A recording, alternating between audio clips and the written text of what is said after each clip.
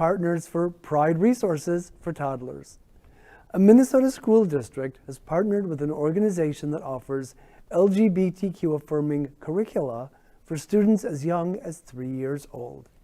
Minnesota St. Paul Public Schools Office of Equity is working with AMAZE, an equity and training consulting firm to, quote, to further develop culturally responsive classrooms in which every student can learn about themselves and their peers while engaged in curriculum connected to reading and writing standards, end quote.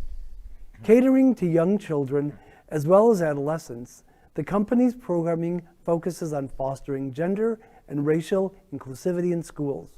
For example, AMAZE advertises Pride Resources for children as young as toddlers for the purpose of, quote, supporting children with gay and lesbian family members and understanding gender diversity.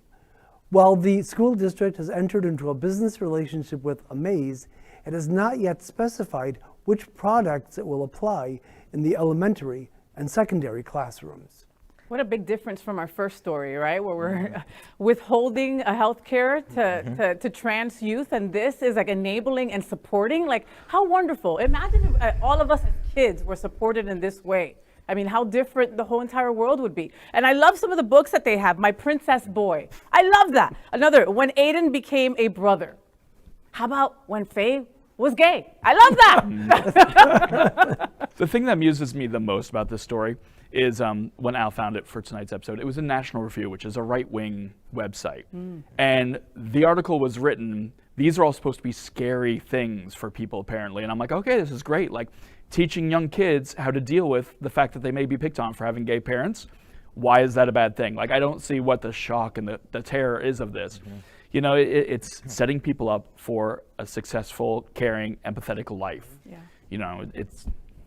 And you know, we give giving kids the vocabulary to express themselves, and we say it's for, you know, for kids with gay parents, but it also will speak to the kids that have straight parents but are going to need to be able to verbalize their feelings at some point very soon. But more importantly, it gives their peers the ability to verbalize with them as they go through, because most of the kids are going to be straight, but they're going to be able to identify a little easier with those gay kids when they come out younger and younger. And there'll be less bullying because of it. And that's also the difference between Arkansas and, say, Minnesota, which, again, we talked about on a recent show, how it's been a liberal bastion for so many years, in spite of also being, you know, the home of Michelle Bachmann and Garrison Keillor, notorious homophobe. Yeah.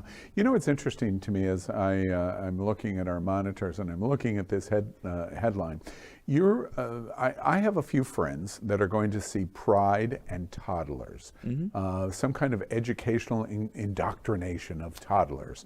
I have 3 friends of mine, you've probably heard of them. I have 3 friends named Tucker Carlson, Sean Hannity, and Laura Ingraham. Your bestie. Their heads are going to explode on this National Review story, and our telling of the National Review conservative review. The National Review, as David has said, was designed to shock the evangelicals and the Tuckers and the Seans and the Lauras to say, isn't this terrible? And then they set their hairs on fire. But really, it's not that at all.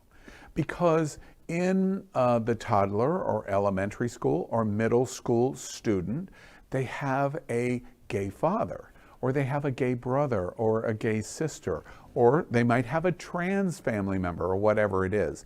This education program that St. Paul is doing with AMAZE is really genius, because it decides, wait, let's talk about the positive aspects of the diversity that already exists in your family. We're not creating diversity, it's already there. And so, by the way, a white family member, if you are in a mixed race family, or you have a black brother or sister and you are identified in something else, or brown or whatever, how can we all embrace each other in equality? That requires education, and right from the very beginning.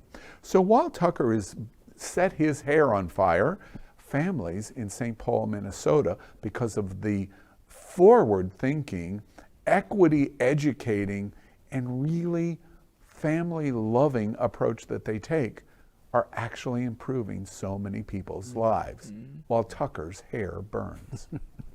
LGBTQ+ news is vital for our community and for the broader world as a whole. We have enough enemies at Fox News. Tucker, Sean, and Laura are loud. We need passionate allies. Happening Out Television Network, Queer News Tonight, and It's Happening Out are literally out of the closet and into the headlines. Our community needs your support. Like this broadcast and subscribe now to ensure the growth of the entire LGBTQ